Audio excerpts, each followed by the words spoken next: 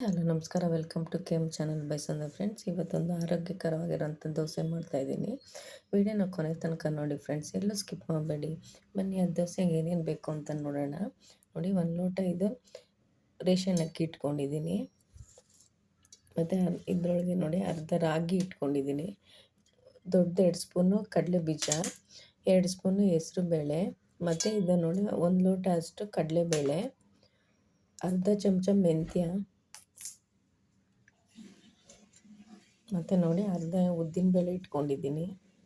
ಇದು ನೋಡಿ, ಇದು ಸಬ್ಬಕ್ಕಿ 2 ಸ್ಪೂನ್ ಇಟ್ಕೊಂಡಿದ್ದೀನಿ. ಅದು ಸ್ವಲ್ಪ ಇತ್ತು ಅಂತ ತೋರಿಸ್ತಾ ಇದ್ದೀನಿ ಫ್ರೆಂಡ್ಸ್. ಇದನ್ನೆಲ್ಲ ಚೆನ್ನಾಗಿ ತೊಳೆದ್ಬಿಟ್ಟು ಒಂದು 4 ಅವರ್ ನೆನೆಸಿಟ್ಕೊಂಡಿದ್ದೆ. ನೋಡಿ, 4 ಅವರ್ ನೆನೆಸಿ ರುಬ್ಬಿಟ್ಕೊಂಡಿರೋಂಥ ದೋಸೆ ಹಿಟ್ಟು ಇದು. ನಾನು ತೋರಿಸಿದ್ನಲ್ಲ ಎಲ್ಲ ಅದೇ ಮೆಜರ್ಮೆಂಟಲ್ಲಿ ಹಾಕಿ ತೊಳೆದು ಚೆನ್ನಾಗಿ ನೆನೆಸಿ 4 ಅವರ್ ಆದಮೇಲೆ ರುಬ್ಬಿ ತೆಗೆದಿಟ್ಟಿರೋದಿದು.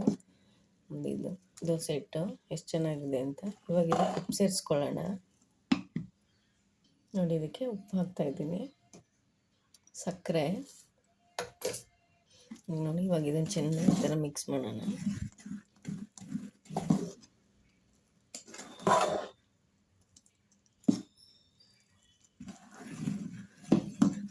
ಯಾವಾಗಲೂ ಇದೇ ಥರನೇ ಮಿಕ್ಸ್ ಮಾಡಿ. ಈ ಥರ ಒಂದು ಸಲ ಹಿಂಗೆಲ್ಲ ಮಿಕ್ಸ್ ಮಾಡಬೇಡಿ, ಒಂದೇ ಸಲ ಇದೇ ಥರನೇ ಮಿಕ್ಸ್ ಮಾಡಬೇಕು ಯಾವಾಗಲೂ ಅಷ್ಟೇ. ಇವಾಗ ದೋಸೆ ಮಾಡೋಕ್ಕೆ ರೆಡಿ ಆಗಿದೆ.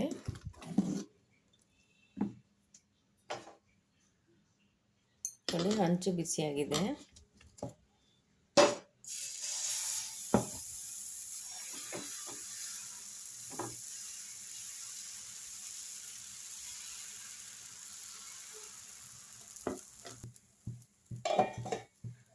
ನೋಡಿ ಅಮ್ಮ, ಇದಕ್ಕೆ ಎಣ್ಣೆ ಹಾಕೊಳ್ಳೋಣ.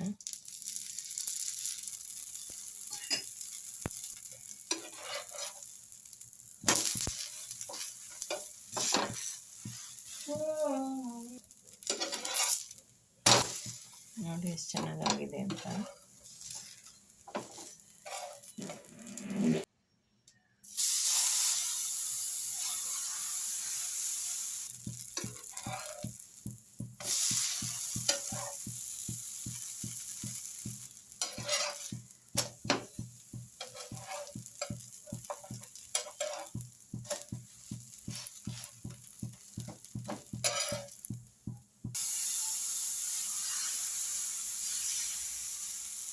ಫ್ರೆಂಡ್ಸ್, ಆರೋಗ್ಯಕರವಾಗಿರೋ ದೋಸೆ ರೆಡಿಯಾಗಿದೆ. ನೀವು ಈ ಥರ ಒಂದು ಸಲ ಟ್ರೈ ಮಾಡಿ ಫ್ರೆಂಡ್ಸ್. ಹೇಗೆ ಬಂದಂತ ಕಮೆಂಟ್ಸ್ ಮಾಡಿ. ಇನ್ನೊಂದು ವೀಡಿಯೋದಲ್ಲಿ ಸಿಗ್ತೀನಿ. Bye friends, take care. Thank you for watching.